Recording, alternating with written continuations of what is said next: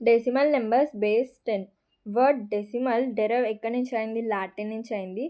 Stem deci, దాని meaning వచ్చేసి 10. Decimal సిస్టంలో ఏముంటాయి? 10 సింబల్స్ ఉంటాయి. క్వాంటిటేటివ్ వాల్యూస్ని రిప్రజెంట్ చేస్తాయి ఆ సింబల్స్. ఆ సింబల్స్ ఏంటి? 0, 1, 2, 3, 4, 5, 6, 7, 8 and 9. ఓకే, వెయిట్స్ చూద్దాం. డెసిమల్ సిస్టంలో ప్రతి వెయిట్ అనేది 10 రైజ్ అవుతుంది పొజిషన్ అనే పవర్ వరకు.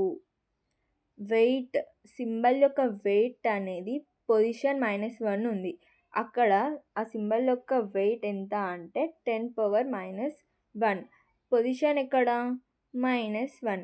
ఆ -1 వరకు 10 అనేది రేజ్ అవుతుంది. పవర్గా మనం -1 ఇస్తాము.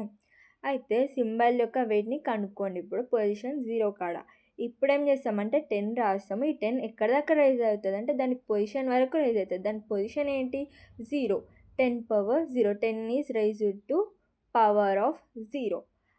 అప్పుడు ఏమొస్తుంది ఆన్సర్? 10 అనేది వస్తుంది. ఇప్పుడు the weight of the symbol at position 1 is 10⁻1 is equal to 10.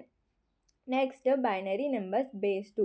Binary number system base 2 ఏం ప్రొవైడ్ చేస్తుంది అంటే బేసిస్ని ప్రొవైడ్ చేస్తుంది ఆల్ కంప్యూటర్ ఆపరేషన్స్కి.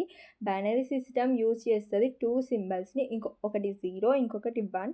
వర్డ్ బైనరీ ఉంది కదా, అది ఎక్కడి నుంచి డెరైవ్ అయింది? లాటిన్ నుంచి డెరైవ్ అయింది. స్టెమ్ వచ్చేసి BI బై, మీనింగ్ ఏంటి అంటే 2.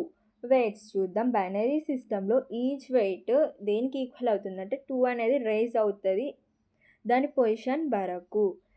సింబల్ అనేది ఉంది, పొజిషన్ ఎక్కడ? దాని పొజిషన్ ఏంటి అంటే -1. దాని వెయిట్ ఎంతో చూద్దాం.